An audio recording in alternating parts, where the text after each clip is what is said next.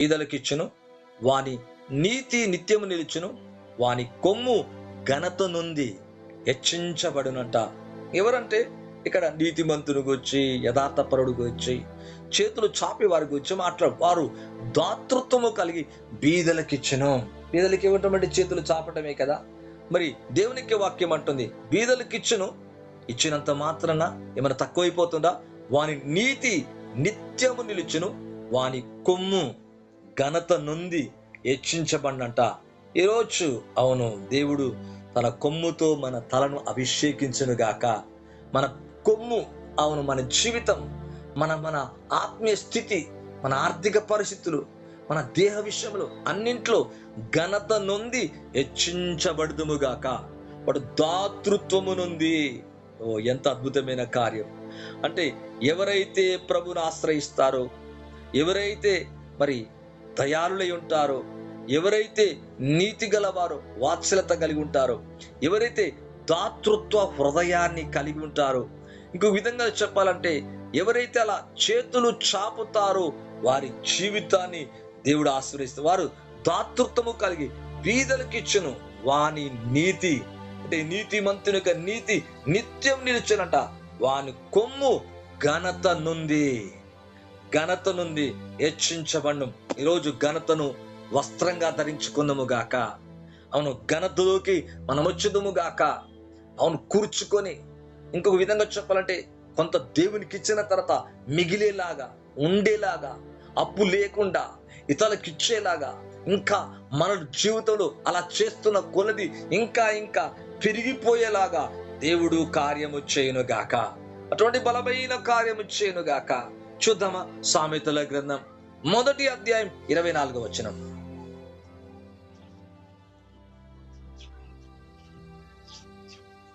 మొదటి అధ్యాయము చూద్దాం కొన్ని మాటలే. నేను పిలువగా మీరు వినకపోతిరి, నా చేయి చాపగా ఎవరును లక్ష్య పెట్టకపోయిరి. చూడండి, ఇక్కడ చూస్తే అవును, దేవుడు తన చేతులు చాపి ప్రజలు మారాలని, రక్షణ పొందాలని, స్వస్థపడాలని, వారి జీవితాన్ని మార్చుకోవాలని, వారు కూడా సామర్థ్యాన్ని, ఆర్థిక సామర్థ్యాన్ని, కుటుంబ సామర్థ్యాన్ని, అన్ని రకాల సామర్థ్యాలు పొందడానికి తన చేతులు చాపగా ఎవ్వరు కూడా లక్ష్య పెడతలేరంట. ఎంత బాధాకరం! చూడండి, నేను పిలువగా మీరు వినకపోతిరి, నేను చేయి చాపగా ఎవరును లక్ష్య పెట్టకపోతిరి. అంటే దేవుడు చేయి చాపుతా ఉంటే ఆ దీవెన తీసుకోవడానికి కూడా మనుషులకు కష్టం అవుతుందంట. ఆ రక్షణ పొందడానికి, ఆ స్వస్థత పొందడానికి, ఆ నెమ్మది పొందడానికి. అంటే పిలిస్తే లోబడతలేరంట, వింటలేరంట, గ్రహిస్తలేరంట. ఈరోజు నేను పిలవగా వినకపోతిరి. చూడండి, పిలుస్తా అంటే వింటున్నారా? వింటలేరు. లోబడతారా? కంటిన్యూటీ అవుతున్నారా? మరి కంటిన్యూటీ అవుతలేరు. ఏదో ఒక వంక అంటే ఏదో ఒక రూపంలో వారి సొంతగా వారి జీవితాన్ని వారు పాడు చేసుకుంటున్నారు. నేను పిలువగా మీరు వినకపోతిరి, నా చేయి చాపగా ఎవ్వరును లక్ష్య పెట్టకపోతిరి. లక్ష్య పెట్టే ప్రతి కుటుంబం యేసు నామములో దీవించబడుగాక. లక్ష్య పెట్టే ప్రతి కుటుంబం ఆశీర్వదించబడుగాక. అవును, ప్రభు విషయాన్ని ఎప్పుడైతే లక్ష్య పెడతామో, ఆ చేతులు చాపిన చేతుల వైపు మన ప్రయాణం ఎప్పుడైతే ఉంటుందో అటువైపుగా అడుగులు వేస్తామో, ఆ చేతులు చాపిన వైపు ఎప్పుడైతే మన అడుగులు ఉంటాయో అక్కడ ఎలాగుంటుందంటే సమృద్ధి ఉంటది. అవును, అటువైపే నడిచాడు పేతురు. అందుకే చేతులు దేవుడు చాపిన వైపే, ఇటు కుడి వైపు చేతులు చాపని చేయి చాపగా అటువైపే వెళ్ళాడు, అటే అడుగులు వేసుకున్నాడు. 2 దోణులు నిండిపోయినట్టుగా చూస్తున్నాం. అవును, దేవుడు ఇటు చేతులు చాపుతారో అటే మన ప్రయాణం ఉండాలా. అవునండి, చేతులు చాపినప్పుడు అక్కడ ఆశీర్వాదం ఉంటది. ఈరోజు చేతులు చాపే వైపు దేవుని చేతులు చాపుతున్నాడు, చాపని వారి వైపు కూడా చాపుతున్నాడు, అవిధేయుల వైపు కూడా చాపుతున్నాడు. అయితే ఎవరైతే రెస్పాండ్ అవుతున్నారో వారి జీవితం చాలా ఆశీర్వాదకరంగా ఉంటది. నిజమే, పేతురు అందుకే మారిపోయాడు చేతులు చాపినప్పుడు. అవును, ఆ చేతుల్లోకి పేతురు జీవితం వెళ్ళిపోయింది. పేతురు జీవితం కాదు, ఆర్థిక పరిస్థితులు మారిపోయినాయి. ఆర్థికంగా కాదు, కుటుంబం మారిపోయింది. సేవకుడు అయిపోయాడు. ఒక దినాన నడుస్తూ నీడ పడితే అద్భుతాలు జరిగినాయి. అతను చేతులు పెడితే, అతను మాట్లాడితే అభిషేకము దిగివచ్చి గొప్ప కార్యాలు జరిగిపోయినాయి. ఈరోజు మరలా అంటున్నా, నేను పిలువగా మీరు వినకపోతిరి, నిన్ను చేయి చాపగా ఎవరును లక్ష్య పెట్టకపోతిరి. ప్రభువు స్వస్థపరచాలని, దీవించాలని, రక్షించాలని, విడుదల చేయాలని, దెయ్యము నుంచి, బాధ నుంచి, కష్టాల నుంచి విడిపించాలి. చేతులు చాపుతా అంటే ఆ చేతుల్లోకి, క్షేమం గల చేతుల్లోకి ఎవరు కూడా వారి జీవితాన్ని తీసుకొని రావట్లేరు, అనగా వాక్యాన్ని వింటలేరు. దేవుని సన్నిధికి రానటువంటి కుటుంబాన్ని మనం చూస్తున్నాం. ఈరోజు అలా కాదు. మనము ఆయన చేతుల వైపు మన అడుగులు ఉన్నట్లయితే, లక్ష్యం ఉంచినట్లయితే, మన ఆర్థిక పరిస్థితులే కాదు, మన కుటుంబ పరిస్థితులన్నీ కూడా మారిపోతాయి. ఈరోజు అటువంటి కృప, అటువంటి ఆశీర్వాదాన్ని దేవుడు మీకు ఇచ్చునుగాక. చూద్దామా, బైబిల్ కనుక చూద్దామా, సామెతల గ్రంథం 19వ అధ్యాయం 17వ వచనం.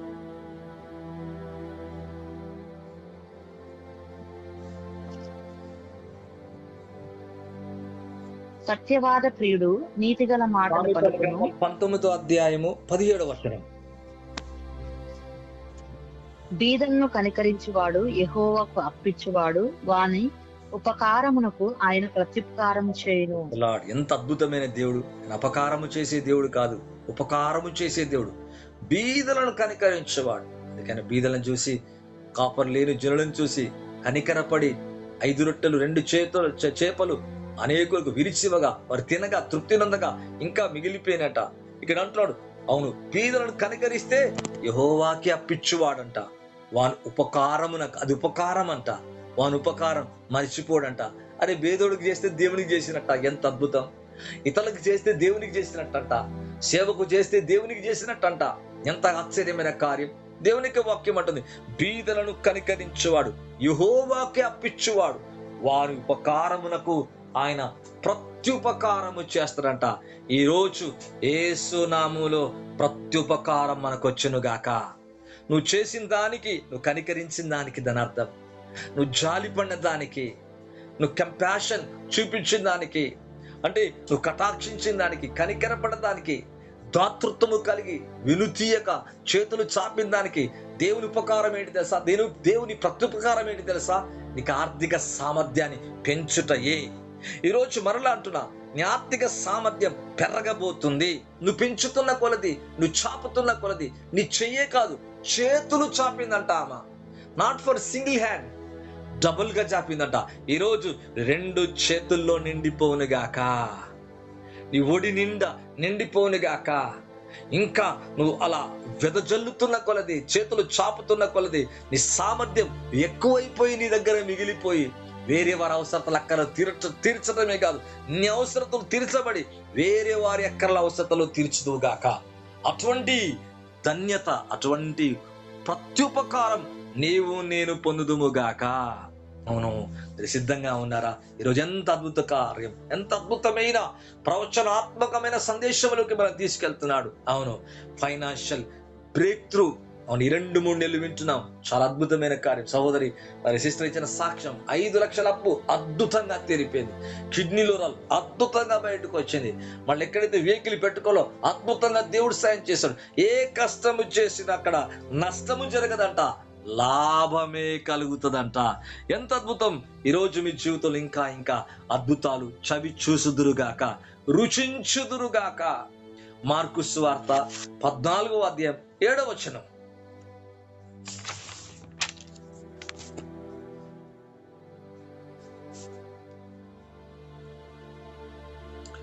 మార్కు సువార్త 14వ అధ్యాయం 7వ వచనం. బీదలు ఎల్లప్పుడూ మీతోనే ఉన్నారు, మీకు ఇష్టమైనప్పుడల్లా వారికి మేలు చేయవచ్చును, నేను ఎల్లప్పుడూ మీతో ఉండను. ఇక్కడ అంటున్నాడు, ఒక మంచి మాట అంటున్నాడు. మరి ఒక స్త్రీ అచ్చా జటమాంసం తీసుకొచ్చి యేసయ్య తల మీద, ఆ దేహం మీద మరి పోసినట్లుగా, ఇది బీదలకు ఇవ్వచ్చు, ఇది ఎందుకింత నష్టం అని అన్నట్టుగా దేవునికి వాక్యంలో చూస్తున్నాం.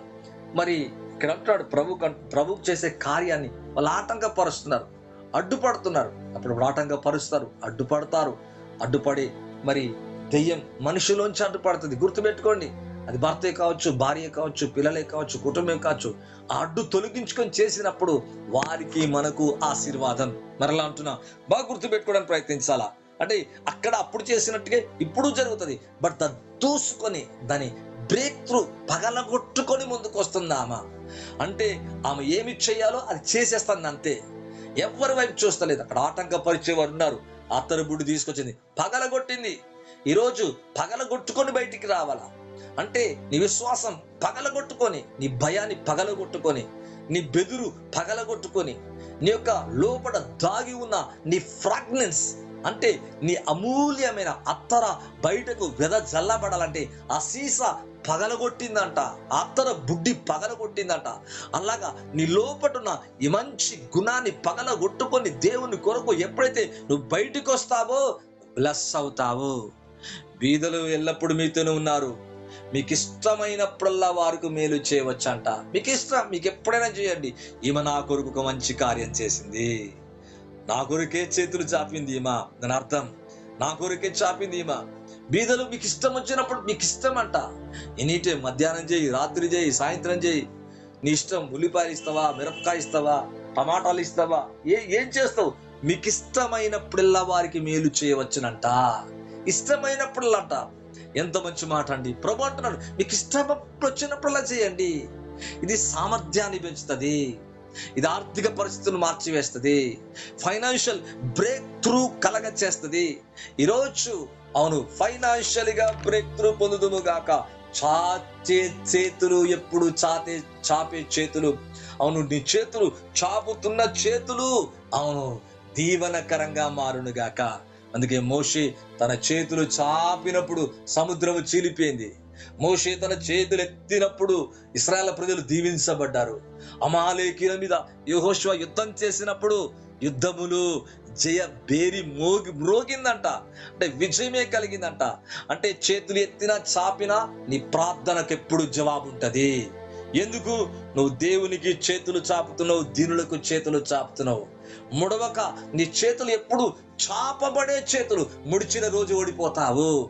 దేవునికి వాక్యం అంటది మోషే తన చేతులు బండ మీద ఇటు అటు పెట్టుకొని, మరి ఇద్దరు హూరు ఇంకొక శిష్యులతో చేతులు బండ మీద పెట్టుకొని చేతులు చాపినప్పుడు ఇశ్రాయేలు ప్రజలు గెలిచారు. యెహోషువ యుద్ధం చేస్తున్నాడు, అమాలేకుల మీద యుద్ధం చేసినప్పుడు గెలిచారు. ఎప్పుడైతే తన చేతులు బరివెక్కినాయో, బాధ కలిగినాయో, బరివెక్కినాయో, ముడుచుకున్నప్పుడు ఓడిపోవటం స్టార్ట్ అయిందంట. అవును పేదరికం వెంటాడుతుంది, భయం, బాధ, కష్టం, మళ్ళా సమస్యలు, ఇబ్బందులు. అంటే ఈ విధంగా మన చేతులు ఎప్పుడైతే ముడవబడుతున్నాయో అప్పుడు పేదరికము తన్నుకొని రావడానికి ప్రయత్నం చేస్తుంది. ఈ రోజు ఎప్పుడు చేతులు చాపి విజయ పేరి, విజయ కంఠం, విజయ స్వరం, ఇంకొక విధంగా చెప్పాలంటే ఫైనాన్షియల్ గా ఎప్పుడు బ్రేక్ త్రూలేనే ఉందుగాక. అటువంటి కృప, అటువంటి ఆశీర్వాదం యేసయ్య మీకు నాకు అనుగ్రహించును గాక. ఓ అద్భుతమైన కార్యం అండి. ఈ ప్రవచన సందేశాన్ని వింటున్నా మీ జీవితంలో ఎప్పుడు ప్రభు చేతులు నీ వైపు చాపబడి ఉండును గాక. అపోస్తుల కార్యములు 9వ అధ్యాయం 39 నుంచి చదవండి తల్లి. 39 నుంచి 41 వరకు. అపోస్తుల కార్యములు 9వ లేచి వారితో కూడా వెళ్ళి అక్కడ చేరినప్పుడు వారి మేడ గదిలోనికి అతను తీసుకుని వచ్చిరి. విధవరాండ్లందరూ వచ్చి ఏడ్చుచు దోర్కా తమతో కూడా ఉన్నప్పుడు పుట్టిన అంగీలను వస్త్రములు చూపుచు అతని ఎదుట నిలిచిరి. పేతురు అందరినూ వెలుపలికి పంపి మోకాళ్ళుని ప్రార్థన చేసి శవం వైపు తిరిగి తబిత లెమ్మనగా ఆమె కన్నులు తెరిచి పేతురును చూచి లేచి కూర్చుండెను. అతడు ఆమెకు లేవనెత్తి పరిశుద్ధులను విధవరాండ్లను పిలిచి ఆమెను సజీవురాలుగా వారికి అప్పగించెను. ఇది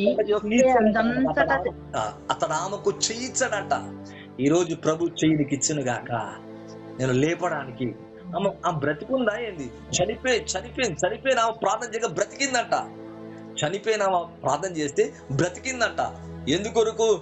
ఆమె ఒక దినాన పేదలకు చెయ్యి చాపింది. ఇప్పుడు పేతురు వచ్చి తన చేతులు చాపుతున్నాడు. ఒకరోజు ఆమె చేసిన అన్నిటి పట్టుకొని పేతురు శవాన్ని అక్కడ పేతురు వచ్చే లోపల ఆ మేడ గదిలో ఆమె నుంచి విధవరాండ్లందరూ వచ్చి ఏడ్చుచు దోర్క తమతో కూడా ఉన్నప్పుడు కుట్టిన అంగీలు వస్త్రములు చూపుచు అతని ఎట్లా నిలిచిరి. అయ్యా ఇగో ఇది ఈ అంగీ కుట్టింది, ఇది ఇచ్చింది, ఇది చేసింది అంటే ఎన్నో రకాలుగా ఆమె చేసింది. ఆ చిన్న దాంట్లోనే, ఆ కుటుంబ విషయంలోనే, ఆ కలిగిన దాంట్లోనే, ఆ కష్టములోనే ఆ విధవరాలై ఉండి ఇంకా అనేక విధవరాలకు, అనేక స్త్రీలకు ఈమె చేసినట్లుగా చూస్తున్నాం. పేతురు అందరి వెలుపలకు పంపి మోకాలుని ప్రార్థన చేసి ఆ శవం వైపు తిరిగి తబితా లెమ్మనగా ఆమె కన్నులు తెరిచి పేతురు చూచి లేచి కూర్చుందంట. ఎంత అద్భుతం! అవును, ఒక దినాన ఆమె చేతులు చాపింది, ఇప్పుడు చేయి చాపలేని స్థితిలో ఆమె ఉన్నది. ఇంకో విధంగా చెప్పాలంటే మరణించి ఉన్నది. ఇప్పుడు పేతురు వచ్చి ఆత్మ ద్వారా చేతులు చాపుతాడు. తబితా లే అనగానే చేతులు చాపగానే లేచి కూర్చుందంట. ఎంత అద్భుతమైన కార్యం! అంటే ఒక రోజు నువ్వు చేతులు చాపి చాపి అలసిపోయి, ఒకవేళ కృంగిపోయి బలహీనం అయిపోయినప్పుడు దేవుని చేయి నీ మీదకి వస్తుంది, దేవుని హస్తం నీ మీదకి వస్తుంది, నీ జీవితాన్ని లేపివేస్తుంది. డెడ్ అనేది తొలగిపోయిందంట. మరణం తొలగిపోయింది, మరణం పారిపోయింది. మరణించిన ఈమె తిరిగి మరలా లేచి మళ్ళా ఇంకా ఆయుష్ని కలిగి ఉంటుంది. ఎంత అద్భుతమైన కార్యం! అవును, ఇక్కడ అంటున్నాడు, అతడు ఆమెకు చెయ్యిచ్చి లేవనెత్తాడంట. చనిపోయిన ఆమె ఇప్పుడు లేస్తున్నట్టుగా చూస్తున్నాం. ఈరోజు అవును, పేతురుకు చెయ్యిచ్చి లేవనెత్తినట్టుగా యేసయ్య తన చెయ్యి నీకు నాకు ఇచ్చి నిన్ను నన్ను నీ ఆర్థిక కుటుంబంగా, అవును, నీ యొక్క ఏ విషయంలో లేవనెత్తలేకుండా డెడ్ అయిపోయిన ఏ స్థితి ఉందో అది యేసు నామములో లివింగ్ గా మారిపోనుగాక, లైఫ్ గా మారిపోనుగాక, జీవంగా మారిపోనుగాక, ఆశీర్వాదకరంగా మారిపోనుగాక. ఇక్కడ చూస్తే చెయ్యి ఆమెను లేవనెత్తుతున్నాడు. అవును, దేవుని చెయ్యి ఇప్పుడు పేతురులో పనిచేస్తుంది. పేతురు చెయ్యి ఇప్పుడు దేవుని చెయ్యిగా మారిపోయింది. అవును, అంటున్నాడు కదా, చెయ్యిచ్చి ఆమెను లేపుతున్నాడు. ఈరోజు ప్రభు తన చెయ్యి నీకిచ్చి నీ స్థితి నుంచి యేసయ్య లేవనెత్తునుగాక, పైకి లేవనెత్తునుగాక. అందరికంటే ఉన్నతంగా, ఆశీర్వాదకరంగా అబ్రహాము, ఇస్సాకు, యాకోబులు, అవును, పితరులు, దేవుని యొక్క వాక్యంలో దావీదు, దేవుని యొక్క వాక్యం నుంచి సొలొమోను, ఎంతమంది అయితే దేవుని యొక్క బిడలు చేతులు చాపుకొని బ్లెస్ అయ్యారు, అటువంటి సామర్థ్యము యేసయ్య మనందరికీ అనుగ్రహించునుగాక. ఎంత చక్కటి కార్యం అండి! అతడు ఆమెకు చెయ్యిచ్చి లేవనెత్తున ఆమె చేసిన కార్యాలే ఈరోజు ఆమెను బ్రతికిస్తున్నాయి. ఆమె చేసిన కార్యాలే ఆమె మీద సాక్ష్యం చెబుతున్నాయి. ఆమె చేసిన కార్యాలే పేతురుని దేవుడు కదిలించాడు. పేతురు కదిలించబడి వచ్చి ఆమె దగ్గర ప్రార్థించగా ఆ ప్రార్థన ఫెయిల్యూర్ అవుతలేదు, ఆన్సర్ గా మారిపోతుంది. ఈ రోజు నీ దగ్గర ప్రార్థన ఫెయిల్యూర్ కాదు. ఎప్పుడు తెలుసా? ఎప్పుడైతే చేతులు చాపుతామో, కంటిన్యూటీగా చాపుతామో, చేతులు పైకెత్తుతామో, చాచిన చేతులుగా ఎప్పుడైతే ఉంచుతామో, అవును, మన చేతిలోకి ఆర్థిక సామర్థ్యముతో పాటు ఈ లోక పరంగా కూడా దీవించబడతాము. ఈరోజు అటువంటి ఆశీర్వాదాన్ని ప్రభుత్వనుగాక. అతడు ఆమెకు చెయ్యి ఇచ్చి లేవనెత్తి పరిశుద్ధుల విధవరాలను పిలిచి ఆమెను ఎలాగిస్తున్నాడు? సజీవురాలుగా అప్పగిస్తున్నాడు. మృతుల్లాగా కాదు అప్పగించేది, సజీవురాలుగా. అంటే మృతుల్లో నుంచి ఆమె లేస్తుంది, చనిపోయిన ఆమె బ్రతుకుతుందంట. ఎంత అద్భుతమైన కార్యం! ఆమె కార్యాలే ఆమెను బ్రతికించని, ఆమె చేతులు చాపిన చేతులే ఈ దినాన ఆపత్కాలమును ఆదుకున్న దేవుని చేతులు ఆమెను ఆదుకున్నట్టుగా చూస్తున్నాం. ఆమెను దీవించినట్టుగా, ఆమెను స్వస్థపరిచినట్టుగా, ఇంకో విధంగా చెప్పండి, మరణములో నుంచి లేవనెత్తి జీవాన్నిచ్చినట్లుగా చూస్తున్నాము. ఈరోజు అవును, మన జీవితం ఒకవేళ అలాగున్నట్లయితే మనకు గొప్ప కార్యాన్ని నువ్వు చూడబోతున్నావు, నేను చూడబోతున్నా. యోబు గ్రంథం 16వ అధ్యాయం 10వ వచనం, 20వ వచనం.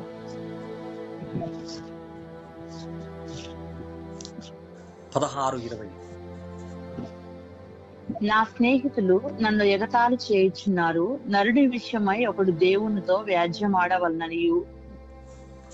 ఓకే ఒక నిమిషం. సామెతలు 22:9. సామెతలు. దయాదృష్టి గలవాడు తన ఆహారంలో కొంత దరిద్రునికిచ్చును, అట్టివాడు దీవెననుందును. ఇది చాలాసార్లు చదివాం. ఈ విషయం మీద దేవుని యొక్క సందేశాన్ని చెప్పాను చాలాసార్లు. ఇక్కడ చూస్తే 22వ అధ్యాయం 9వ వచనం, దయాదృష్టి గలవాడు తన ఆహారములో కొంత దరిద్రునికిచ్చును, అట్టివాడు దీవెననుందునంట. అంటే చాతులు అంటే ఇక్కడ ఏదైతే మనం చేయి చాపామో, ఎవరైతే చేయి చాపుతున్నారో అవును, అటువంటి వారు దరిద్రులకు ఇస్తున్నారు, అట్టి వారు దీవెన నొందెదరని దేవుని యొక్క వాక్యం అంటుంది.